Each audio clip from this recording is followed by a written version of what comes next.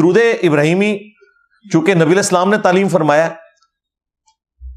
صوفیوں اور بابوں کے ماننے والے لوگ ہمیشہ اس چیز کی مخالفت کریں گے جو نبی علیہ السلام نے تعلیم فرمائی ہے، وہ لے کے چلیں گے اپنے بنائے ہوئے درود، درود تنجینا، درود لکھی، درود ماہی، درود خضری، انہوں نے اپنے جو درود ان کے بابوں نے بتائے ہوئے نا وہ تعلیم کریں گے، درود ابراہیمی سے چڑھیں گے، نماز میں تو مجبوراً پڑھتے ہیں، ویسے یہ درود ابراہیمی کے دشمن ہے۔ اس کے ثبوت میں بریلویوں کے ٹاپ کے جو 3 بڑے بزرگ ہیں نا ان میں سے ایک، بلکہ آپ کہہ لیں کہ احمد بریلوی کے بعد وہی ہیں کتابوں کے اعتبار سے جو انہوں نے صوفیت کی خدمت کی ہے، مفتی احمد یار خان نعیمی صاحب، گجرات کے رہنے والے تھے، یہاں سے کوئی 50 منٹ کی ڈرائیو ہے، وہاں ان کا مزار بھی ہے۔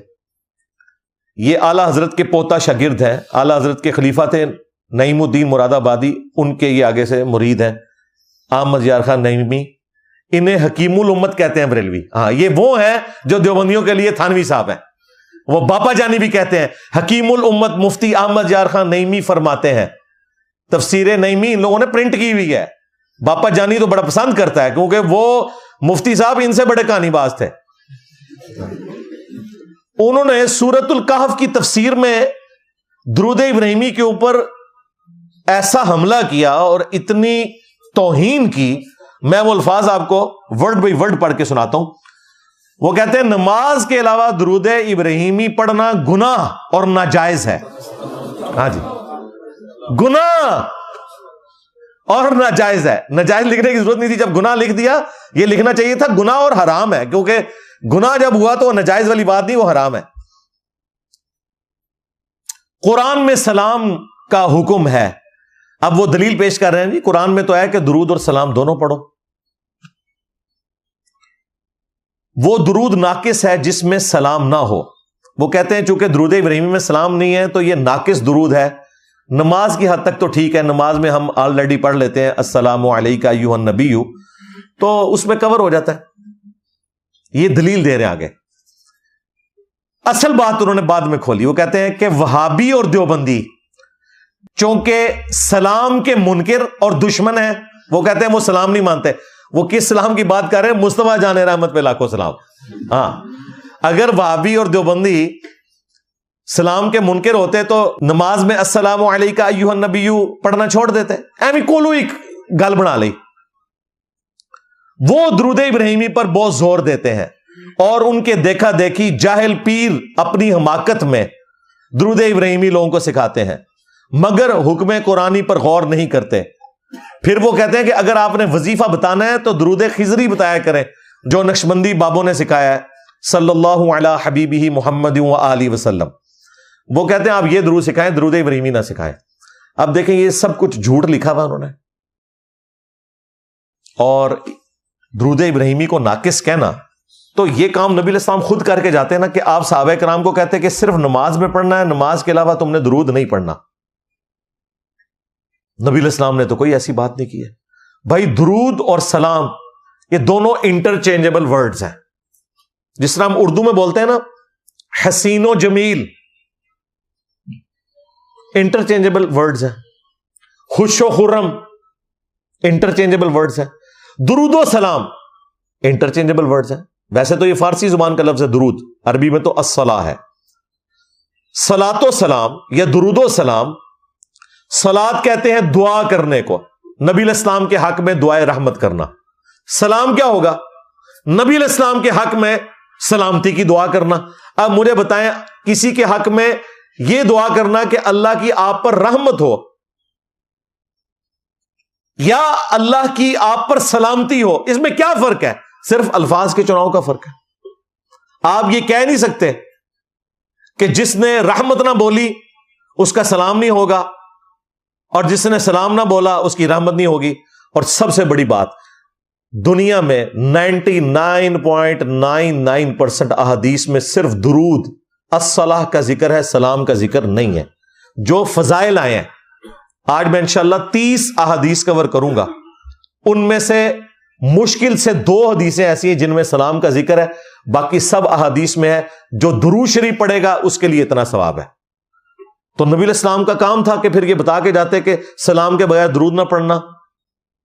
ہاں نماز میں وہ الگ سے ایک پورا طریقہ ہے, اس میں صرف سلام کا مسئلہ نہیں. نماز میں تو آپ نے سورۃ الفاتحہ بھی پڑھنی ہے, نماز میں تو آپ نے قرآن بھی پڑھنا ہے, اس میں تو اور چیزیں بھی ہیں.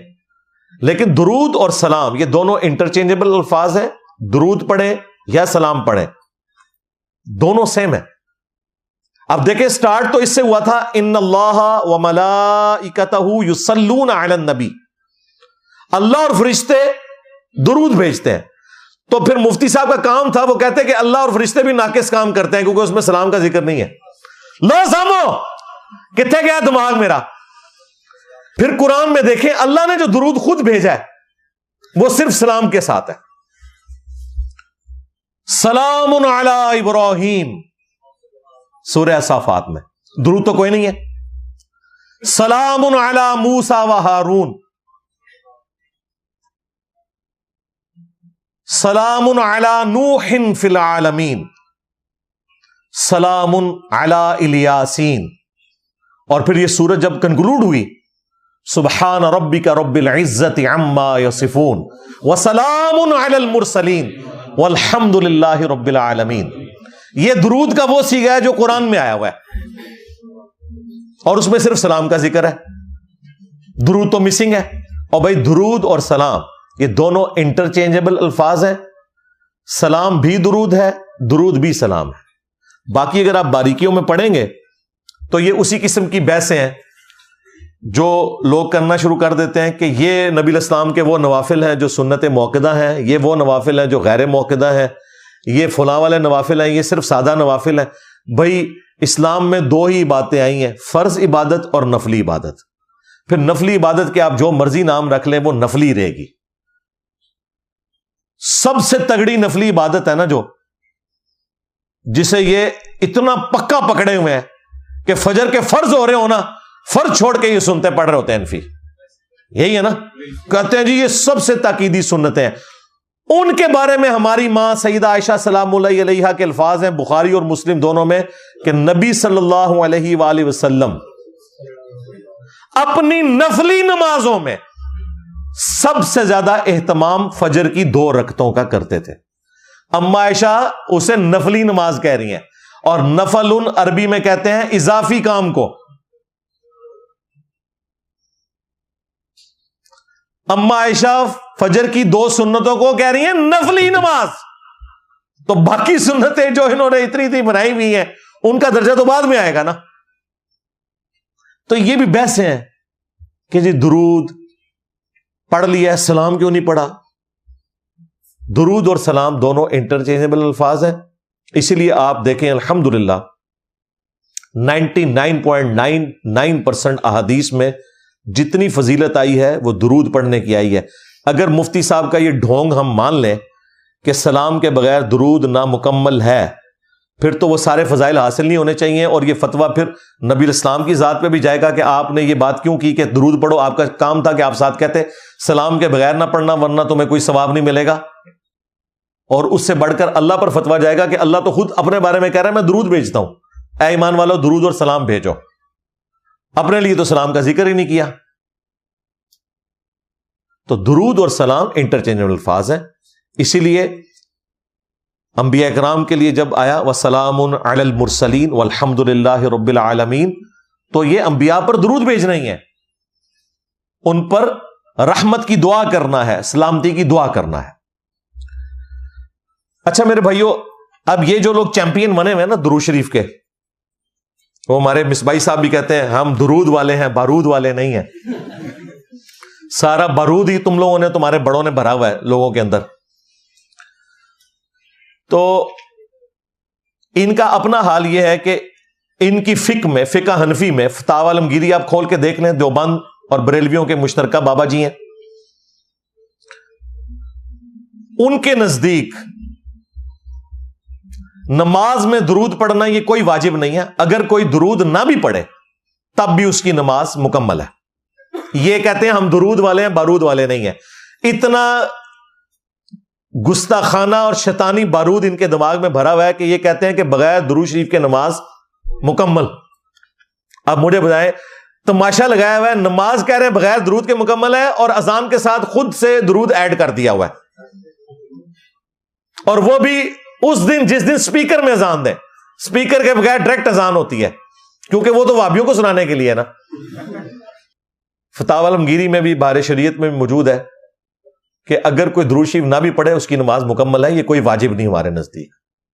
اور اس سے بڑی بات جو ان کے گاٹے فٹ ہوتی ہے, ان کے نزدیک اگر کوئی 4 رکعت والی نماز میں, زور کے آپ 4 رکعتیں پڑھ رہے ہیں, عصر کی پڑھ رہے ہیں, اکثر دیکھتے ہیں کہ امام جو ہے سجدہ سہو کرتا ہے, جب اس سے غلطی ہو جائے, وہ غلطی کیا ہوتی ہے؟ وہ ایک ہی غلطی ہے جس پہ سجدہ سہو کرتے ہیں. اگر پہلے تشہد میں آپ نے غلطی سے بھی درود شریف پڑھ لیا, اللہم صلی علی محمد, ان کے نزدیک آپ کے اوپر سجدہ سہو واجب ہو جائے گا, کیونکہ وہاں درود شریف نہیں پڑھنا تھا. حالانکہ ان ظالموں کو پتہ ہی نہیں ہے. صحیح مسلم میں حدیث موجود ہے, سنن نسائی میں موجود ہے, نبی علیہ السلام نے پہلے تشہد کے اندر بھی درود شریف پڑھا ہے. آپ پڑھ سکتے ہیں, البتہ یہ جائز ہے. مسند احمد میں حدیث موجود ہے, اگر پہلا تشہد ہے تو آپ عبدہ و رسولہ کے بعد اٹھ بھی سکتے ہیں. میں تو الحمدللہ پڑھتا ہوں ریگولرلی. درود شریف آپ پڑھیں, یہ افضل ہے. ان کے نزدیک اگر آپ نے درود شریف پڑھ لیا, چاہے وہ سنت موقدہ تھی یا وطر تھے, کیونکہ یہ تو وطر میں بھی وہ پہلے والا تشہد کرتے ہیں, چاہے فرض نماز تھی. حالانکہ نبی علیہ السلام کی وطر کی نماز کا ذکر موجود ہے سنن نسائی میں اور مسلم شریف میں, کہ آپ علیہ السلام نے درمیان والے تشہد میں بھی درود شریف مکمل پڑھا, دعائیں بھی بلکہ پڑھی, اور پھر آپ آخری رکعت کے لیے کھڑے ہوئے. یہ لوگ یہ کہتے ہیں کہ اگر آپ نے درود شریف پڑھ لیا تو سجدہ صاحب آپ کے اوپر واجب, غلطی سے بھی پڑھ لیا تو. اب انہوں نے اپنے اس فتوے کو بچانے کے لیے ایک خواب گھڑا. ظاہر حدیثیں جب نہ ہو پھر آپ کو خواب گھڑنے چاہیے, حدیث تو پکڑی جائے گی. خواب انہوں نے گھڑا کہ جی ایک دن امام حنیفہ رحمۃ اللہ علیہ کو نبی علیہ السلام کی خواب میں زیارت ہوئی, اور یہ فقہ کی کتابوں میں ساتھ خواب لکھا ہوا ہے, بہار شریعت میں اور ان کی فقہ کی کتابوں میں, کیونکہ انہیں پتا ہے کہ انہوں نے کام بہت بڑا ڈالا ہے, تو یہ نبی علیہ السلام کے ساتھ منسوب ہم کریں گے تو اپنے اس غلط فتوے کو بچا سکتے ہیں.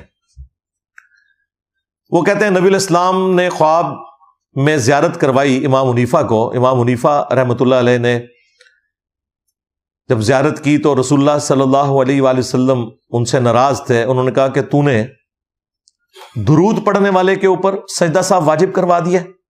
تو کہتے ہیں امام حنیفہ نے آگے سے جواب دیا کہ یا رسول اللہ, میں نے تو اس شخص کے اوپر سجدہ صاحب واجب کیا ہے جو بھول کے درود پڑھے, جو غافل ہو کر پڑھے. تو نبی علیہ السلام اس پر مسکرائے اور آپ نے تحسین فرمائی. میں تو سمجھتا ہوں یہ خواب ہی بڑا گستاخانہ ہے. ان کے نزدیک نبی علیہ السلام کو کہانی کروا دی امام حنیفہ نے, کہانی کروائی ہے نا. اس کی وجہ یہ ہے کہ ان کے نزدیک جو بھول کر درود پڑھے اس پہ سجدہ صاحب واجب ہے, اور جو جان بوجھ کے پڑھے اس کی نماز ہی نہیں ہے.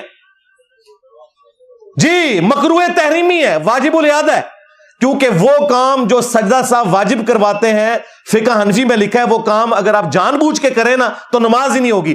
بھول کر کریں تو سجدہ صاحب سے نماز ہوگی, اور وہی کام جان بوجھ کے کریں تو نماز نہیں ہوگی.